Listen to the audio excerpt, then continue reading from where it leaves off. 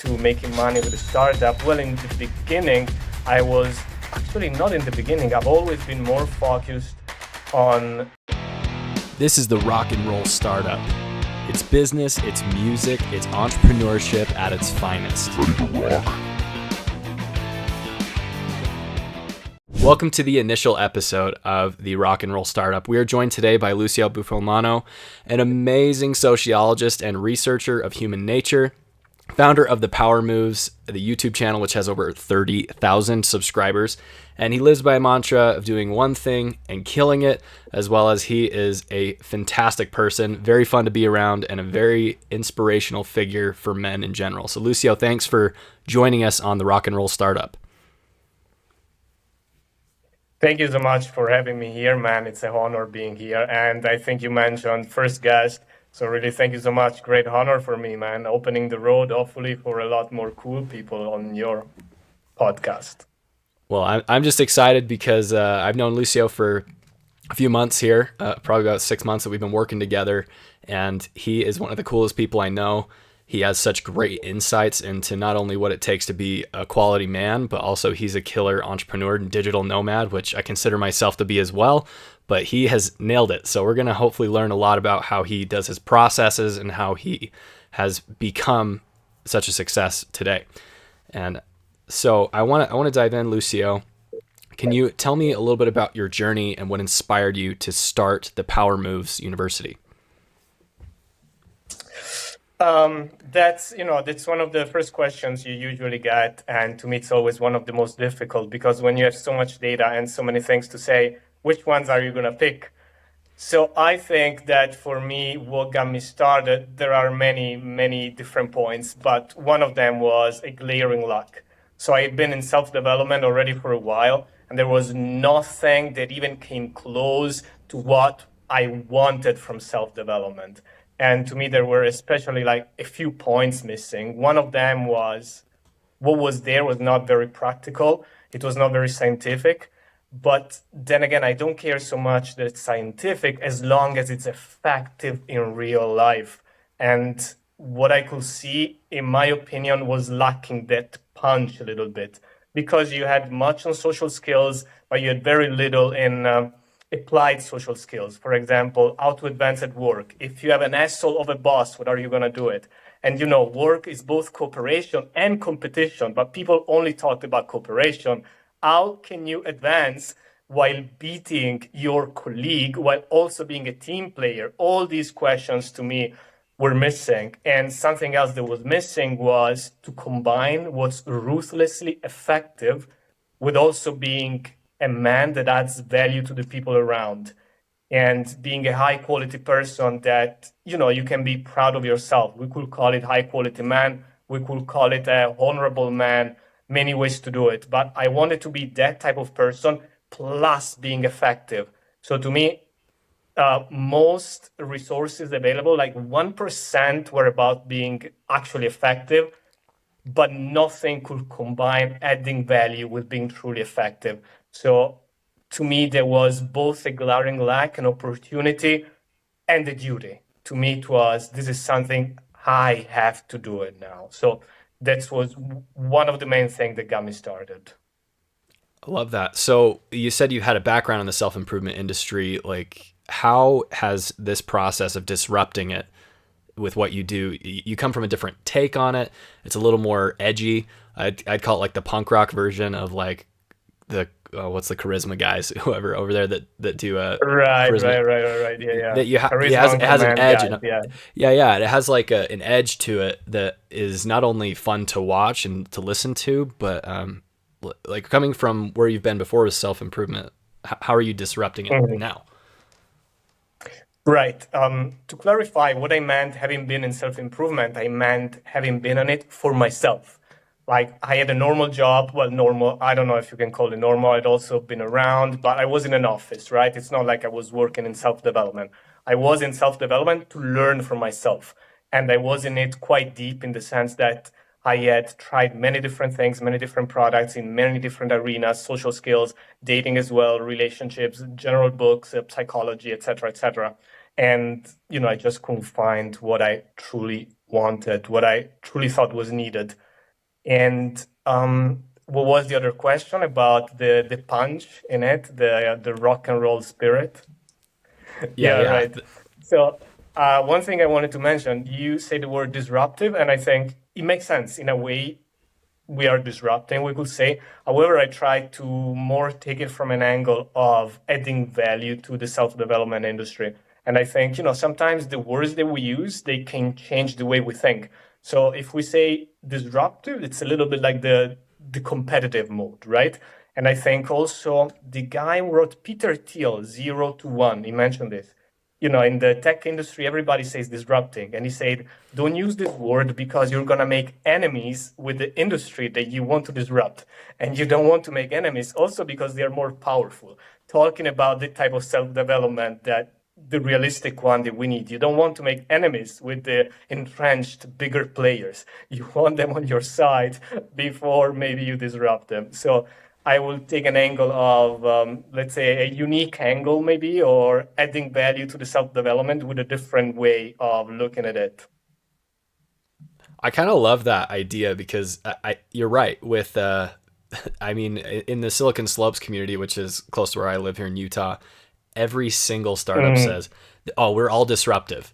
We're disrupting this industry. We're disrupting right. this industry." And it not only is it said a lot, but also if you piss off too many people, no one's going to support you and buy your thing. And good competition's solid, but if you burn the bridges, then not only are you going to if your startup falls apart, which most do, then you have nowhere to go, but also it's just good to build goodwill overall instead of thinking of how you're going to shake up You said things in a it. You negative said way. it. You said Yeah, it. yeah. You said it. If you're the guy who always said, we're going to come for you, we're going to disrupt this industry, you're all dinosaurs, and then your startup fail, and then, those What are you going to dinosaurs, do? are they going to want you in their teams? Maybe not, right? Right. Right, Yeah, right. yeah, yeah. And, also because you mentioned it, everybody says the same thing, and you want to differentiate yourself. If everybody says disrupt, maybe you want to find a different word. This is also about, making an impression, being a little bit more memorable, than don't say the same things that everybody else says. Right. And I love that. And so, with your background and personal experience, how has that influenced the way you approach self development and personal development? Mhm. Well, I think, look, I'm not the type of guy to answer question precisely. I always go one level higher, if you allow me. So I think that when you ask these type of questions, most people, they reply with a nice story that sounds like it makes sense, but to me it's storytelling because it's very difficult to know for sure what there was in your background that led you where you are. So it's very difficult to answer, but if I had to pick one more than what I've done, I think it was about the characteristics of your personality. So in my case, it's a few things together. One, I like to make sense of things. Two, I like to systemize knowledge. I like to put things in blocks until a greater theory emerge, so to speak. And I have a very logical way of thinking, which sounds like, I'm touting my own horn, but it's not always an advantage. So there are pros and cons almost for anything.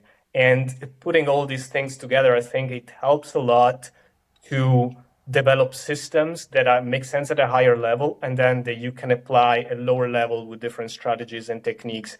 And when people learn, when you have the whole block, the whole building, it also much easier to internalize it. And then when you see that it's congruent, it also sells better because people can see, this works because of this, it makes sense. And so that works at very different levels. I love that. I love that. This is kind of a little bit of a tangent that comes to mind. So, when you were initially setting up your business and what you do now, what was kind of the initial model when you were getting it into startup mode? What was the way that you were like, okay, I understand that I've used self improvement things in the past. I'm in corporate America or corporate Europe. I'm trying to figure out how I'm going to help other people with this. What was the initial way that you're like, I got to make money at this? You know, that meme from with Tim Robinson that's always, I thought I would really like to. I want to make money with this. So how did you come up with that initial revenue model? Right. Actually, I would like to finish the what we said before. I think you Yeah, also want to be careful when people usually when they have a course or a book to sell or anything to sell, and they tell you the story of how they ended up doing what they're doing. A lot of times you are hearing like a marketing pitch, true. which again links back to what we were saying before of the different approach of the power moves. Like laying bare the truth that is behind the nice words. And now to answer your current question, so how did I bridge from corporate EU to making money with a startup? Well, in the beginning, I was actually not in the beginning. I've always been more focused on doing something that adds value, doing something that needs to be done because I feel that this is missing in the world. And for, I know it sounds crazy to talk like this, but I truly think that this is something missing for humanity and civilization. And then the money comes with it. So, what I think, if I had to give one good piece of value and suggestion, is that my product is the summation of all the learning and exploring and making sense of the world that I do. So, like, if you want to learn the best from the power moves, then you go for the course. So in that sense, I bridged the idea to make money, if that makes sense. Got it. Yeah. So so you initially had set up the course, and that was the way the revenue model, but you felt kind of like it almost sounds like a religious calling in a way. Maybe that's just my background, just thinking that way. But there's a lot of entrepreneurs I feel like that have that underlying yearning. Actually, a lot of musicians I know as well, that they say I have to do this thing. I know I need to do this thing. I need to share this. And there's something inside of us that we don't quite understand. You can call it a spirit. You can call it that little voice in your head, that little thing that's jabbing you in the side of your brain that's saying you've got to contribute this to the world or else you're not doing enough or something like that. And so do you feel like that's kind of how the power moves was for you initially? Like you had mentioned something like that. Is that, would you say it's kind of like a calling in a way? That's interesting you say that, man, and you pretty much described how it is. So for me, it's maybe even more than a calling, it's a duty and responsibility. Like, I gotta do this. So maybe the calling is only positive, but to me there is also a negative. It means I gotta do it. It's a honor, but it's also responsibility. Maybe, I would like to take more holidays or not work every day, but having also the responsibility side means okay, I gotta do it. So there are both sides. So if by calling and religious calling you mean both the positive and the negative, then yeah, it's exactly the same, and you described it. Yeah. Love that. For the gentlemen that you help, I mean, I'm assuming that most of the people you're helping in the self improvement game are men. So for those that you're helping, what are some either success stories or how have you seen the impact of what you share in the systemized way change people's lives? Mhm. That's a very good question, and I think as a business we can do a better job to indeed present these people. But the thing is that people don't want others to know that they're learning about power. So sometimes getting testimonials is a little bit more challenging than many other businesses maybe. But the impact that it has, it's very strong, man. It's huge. Like a lot of people who joined were too nice guys or they were naive. But even guys who were not too nice guys or naive, they didn't have that understanding about power dynamics, about what's behind the word or what's behind an action. And we ran a survey where we exactly measured how better people were at crucial basic skills like gaining status, getting more respect, or being better at reading other people. And the improvement was even beyond what I actually expected. I'm usually positive. I have a very Wow. good view about our own products, but I was surprised. Like in some of these improvement areas, more than 10 times improvement was the most chosen answer. So, yeah, Wow. I think I'm not doing any PR when I say it really works in improving people's life practically. Practically. And I honestly, like watching the videos, there's so many pieces of information, and I haven't even looked at the course yet, but I just know the marketing and promotions and the YouTube shorts that we We help with what I've seen is as I've worked with editing those and also with seeing the other side of it, they've helped me understand power dynamics. And that's just the free content you're just giving away. That I can Right, imagine when people are right, getting involved in the course and actually being able to find the exact systems and how to apply the exact right, step-by-step ways, how much that would just level up not only your career, but it could help you level up right. your own personal relationships, the relationship with your girlfriend or your Absolutely. wife. And so that's a really cool. Absolutely, absolutely, absolutely. Man, if I can jump back in, some of Yeah. that can also be negative. Just to tell you the complete honesty, some people realize, for example, that they had a manipulative parent or a manipulative mother, or in the worst cases, both parents very manipulative, and they can be painful to find out. Until you're blind and you don't see it, yes, you're a victim, and you're always better off knowing the truth, but you're kind of shielded in a way. Then once you start opening up your eyes and it's like, oh, these people were so important in my life. They were not as good as I thought they were. And there was another case when I had a coaching call, and there was a guy who said, oh, it was so eye-opening. I went through this, this, and this, and then he still had to go through the relationship module, and he was married. And I thought, I hope you have a good partner. I don't want to be responsible for you thinking that you've been, maybe 10 years with a partner who is not as good as you thought. So, there are both the positive sides and the potentially negative ones, but to me, even the negative ones, in the end, they are always positive. Also, because if you realize you have a bad person in your life, you can do something to also demand improvement for that person. If it's a parent, you cannot say move on, find a better person, but you can still improve the relationship. Even if in the beginning it only means to gain some distance, still for you, the relationship improves. And long term, as you gain more skills, it can improve both ways. So yeah, long term, hopefully there is only positive. I love that. So with your background, so did you study sociology and human interaction and sales? Like what was your professional background before starting the Power Moves? Yeah, I started, and I actually made a short recently about people who like to badmouth university and college. I partially agree in the sense that you can learn more by yourself. And, some people think, oh, you studied sociology, there is a lot of social psychology there. Yeah, there is. So that's why you're good at this. Not really. It definitely helped a lot, but it's more the learning I've done on myself. And this is, again, not to take anything away from university or college. That was definitely helpful. Also, because the first book I read about sociology, about Durkheim, I can't remember exactly now the name of the book, but I realized he was talking about the masks that people wear. And I realized, oh, this is so interesting. This is my thing. There was my first hint that I was going to enjoy doing something like that. Very cool.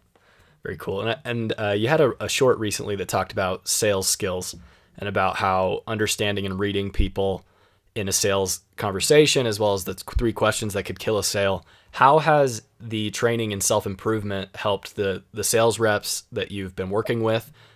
Have they mentioned that it's like improved their revenue? Has it like explain that part to me with your Right, involvement? right, right. That's a very good question. And I have many professions in mind that I also talked to with and engaged and coached, but no many sales professionals, which is interesting because I think power dynamics and what we teach, it's also a lot about persuasion and influence would be super useful in selling, but not many salespeople, to be honest. So this may be a good call.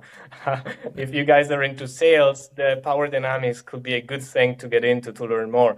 Also because, oh man, I was in sales, and one of the things that bothered me the most was everybody used these war references, like attacking the list, winning the prospects, and going to launching a new product was going to war, starting a new campaign. And to me, I thought, man, do you think you're adding value with this product? Because if you think so, then I won't use those war references.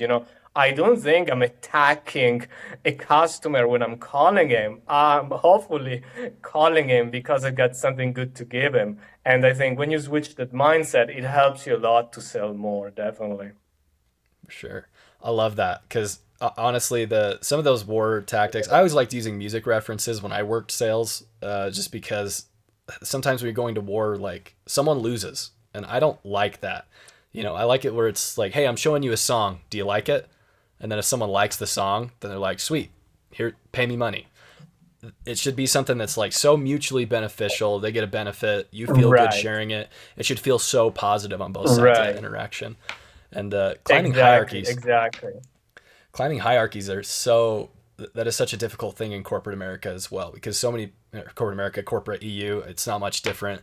Any of these Western countries, when you're trying to climb a corporate ladder, you start at the bottom and you're trying to understand the dynamics between you and a manager. And those dynamics can suck, honestly. Like I've worked so many places over my time. I'm only 24, but I've worked probably 10 different places, and I've seen how much a bad manager can just tank everyone below them. It'll kill morale, it'll kill sales, Absolutely. it'll kill customer relationships. So to figure out how to work within those parameters with what you teach, I feel like could be some of the most like life-changing things, because most of us spend, oh gosh, what, 20 to 30% of our entire lives working all the time. If you can make that 20 to 30% so much better, why in the hell wouldn't you, right? It's just something we Absolutely, all man. that's kind of just my thought. So yeah, just great stuff, man. Absolutely, absolutely. Man, you hit the nail on the head. Also, for a leader, if you can be a kind of person, or in our case, the kind of man that people can respect, ideally look up to, and if people like you, respect you, and they look up to you, they will also want to add value to the team. They come to work happier. It makes such a huge difference. And actually, that was one of the other motivators for me to start what I started, because seeing all these bosses that I didn't respect as people, as human beings, or as men, that was one of the things that made me disillusioned about pursuing a career and reaching the top within a normal organization, let's say. There aren't that many great leaders. So when you meet one, it makes night and day difference, as you say, absolutely. And, it's a tragedy that there are so few of them. But it's an opportunity for those who become one, on the other hand, to want to look at the positive.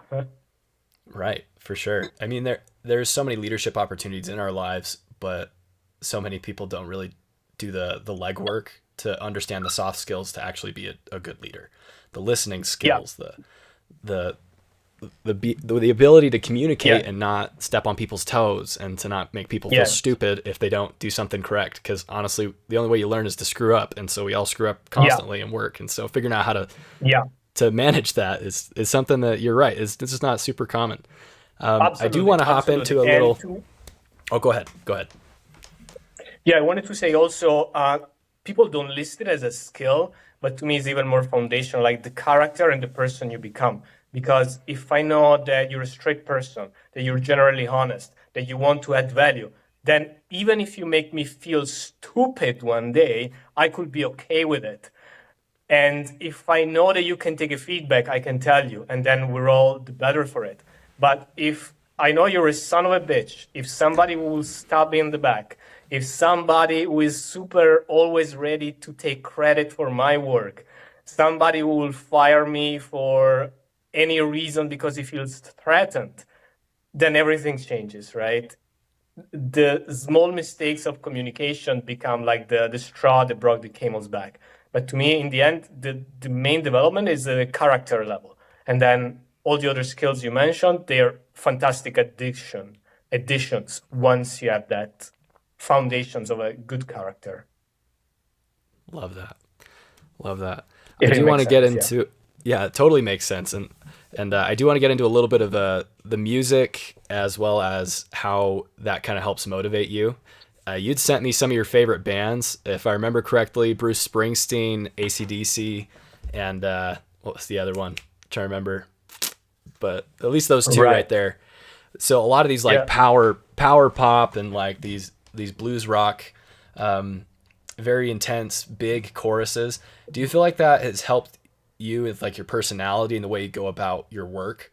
because most people I know that are into AC/DC are generally louder, they're better with people, and they're more engaging people.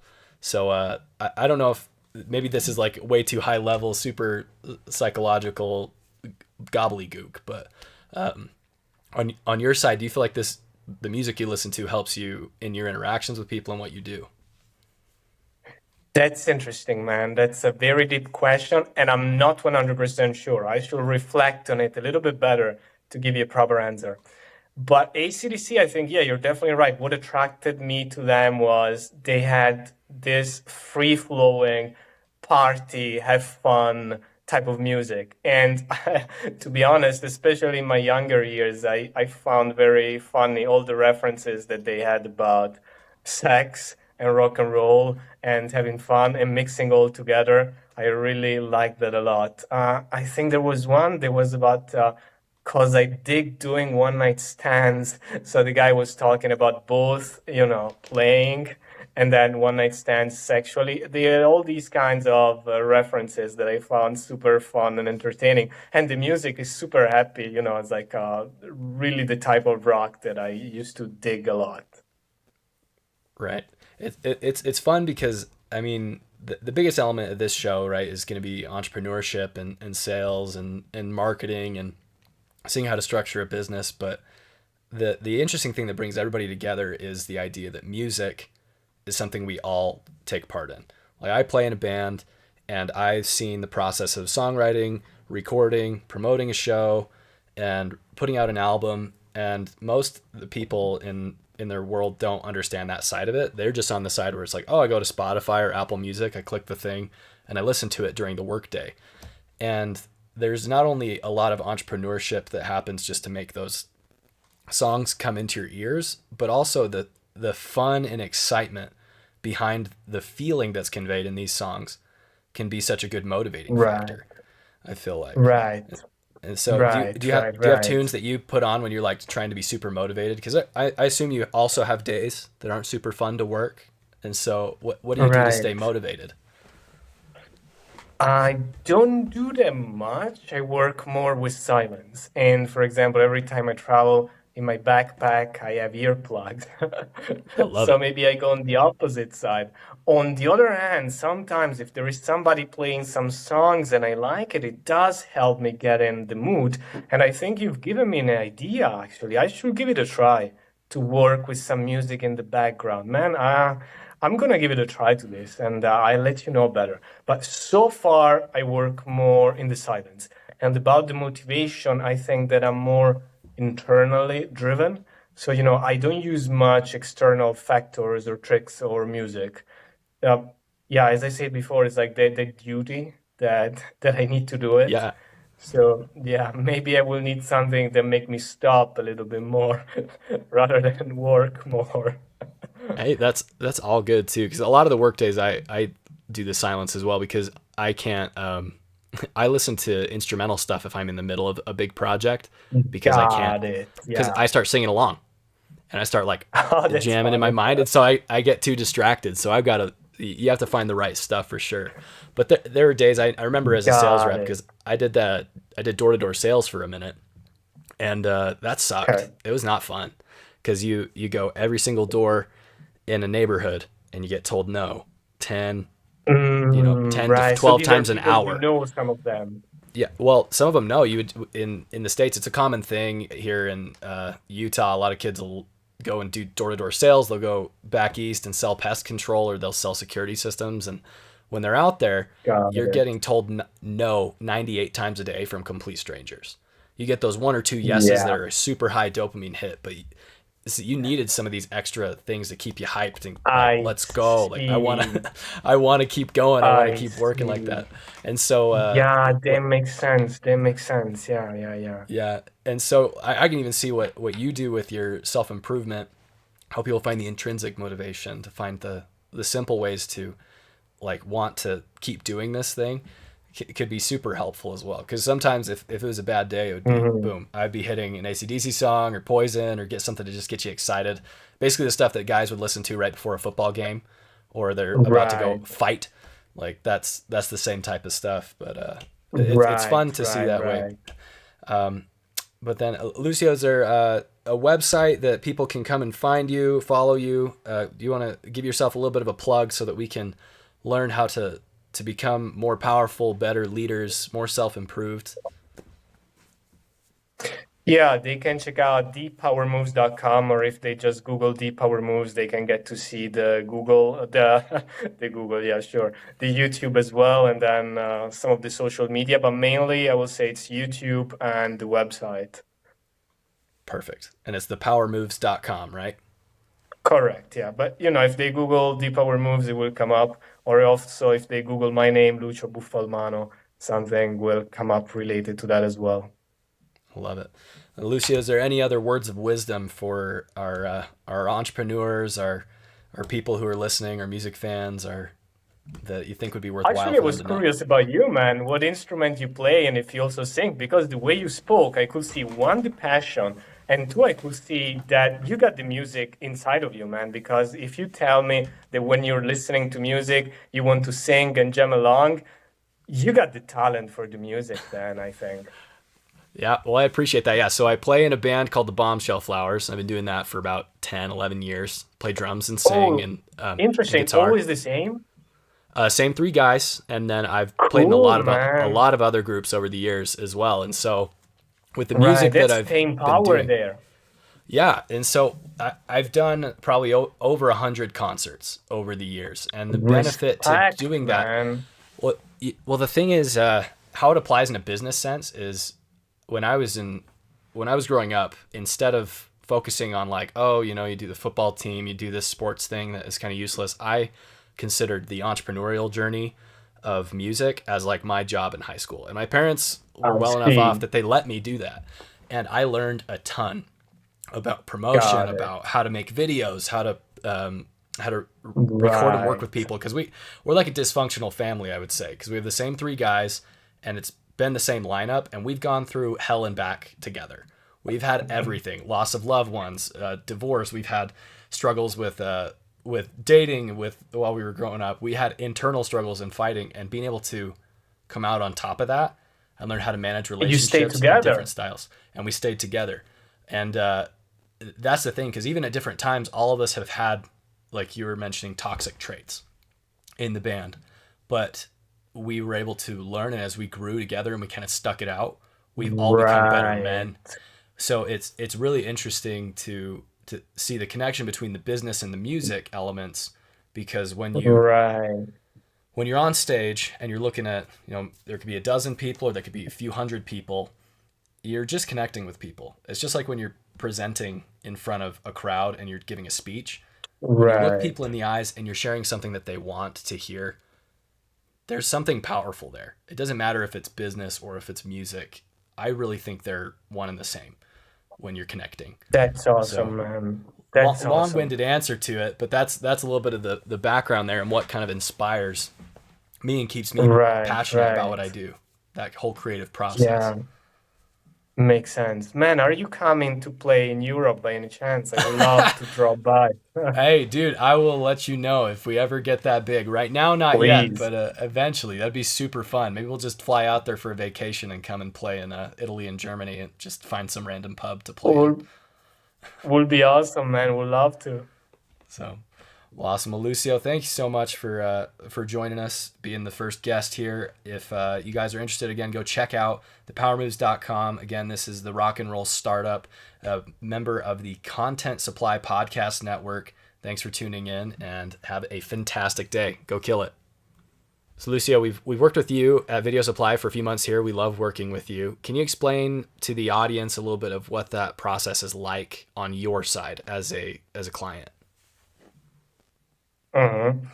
I love working with you guys as well. That's the first thing I would say. That's why I'm also here. And I would also like to add that before eventually deciding to go ahead with you, I had a few interviews with other providers of similar processes and similar products, and you guys were by far the best. So that was a really good start. And then as I started working with you, I think all the good idea that I had in the beginning were confirmed. So it looks like it's a very streamlined process where you guys can help me record myself. I do it my own because I find it easier, and I got my own time, my own thing, my own schedules. But you can help me record it if I needed to. So if somebody else needs it, that's a great addition. And then I upload the videos, and then you guys get different editors who go through it, and you got an awesome app where I can make my comments and they go straight into the exact timeline, and then the editor changes it, and then you guys take the video again and you upload it, and you upload it in different channels. And I think it helps me a lot to create more content with the minimum amount of time and effort on my side, and that's pretty awesome. So really happy to be with you guys. Yeah, well, we appreciate it too, because the service of what you're using is like this short form focus, which is super great.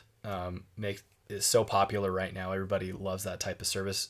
Have you seen an uptick in your subscribers and your views overall once utilizing this service?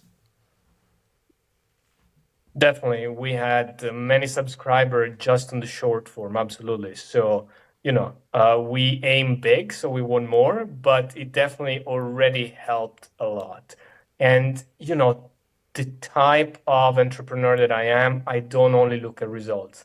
I also look at the opportunity to put more of the philosophy out there, more of the knowledge, and that's invaluable independently of the subscribers. And it's super useful to also have like up to 1 minute short form, short bursts of ideas, of concepts, of techniques. And I really love it, man. So thank you so much for providing the service. And I'm happy with what we've done so far, happy of working in the future with you as well and doing cool things together. Yeah, we're excited as well. Other question, I know you had mentioned this for a second before too. Would you consider yourself a serial entrepreneur or somebody who wants to excel at one thing, or explain that to us? Right. Look, let me preface this with this. I don't judge anybody negatively. So if somebody wants to be a serial entrepreneur, absolutely go for it. My philosophy is not about being a serial entrepreneur because I want to do one thing and excel at it and to make great things. My opinion is that you need to focus on one thing and one thing only. Plus, as we said before, my duty, my calling is this thing. So even if we were to go into the ground and make no money for the next 10 years, I will stick with it no matter what. So definitely not a serial entrepreneur. I'm just a guy doing one thing and one thing only. But doing one thing really, really freaking well, though. So don't forget that. I hope so. Love it. Yeah, I think there was Alex Hormozy, another entrepreneur, great guy, by the way, and he says, do it for so long that it will be unreasonable for you not to get good at it. I agree with that. I like that. I like thinking that way. I like that sentiment, because if you do something for long enough, there's no way you're not going to be just absolutely amazing at it, right? So I think that's Exactly, great. exactly. Maybe you can find a way to suck after many years, but if you look for ways to succeed and do great at it, chances are you're gonna find it. Yeah. Love it. Love it. Love it. Well, awesome. Was there anything else you wanted to add with that? All good, man. And I think with an awesome and interesting conversation, it was an honor being here, and we can also do it again in the future. Maybe, celebrate the 50,000 subscriber one day or 100,000 and have a chat about different things together. For sure. Yeah. When we hit 50,000 subscribers, we'll bring you right back. And hopefully we've got a few hundred subscribers on this thing by that point too. So it'll be great. Right. Exactly. Yeah. Love it. Thank you for joining us on the Rock and Roll Startup Podcast. If you're interested in being a guest, visit us at videosupply.com/contact. Again, videosupply.com/contact and inquire about the podcast. Also, if you're interested in utilizing our video services, book a time with us, and we'd love to sit down and chat and see what your goals are. Again, thank you for joining us for the Rock and Roll Startup.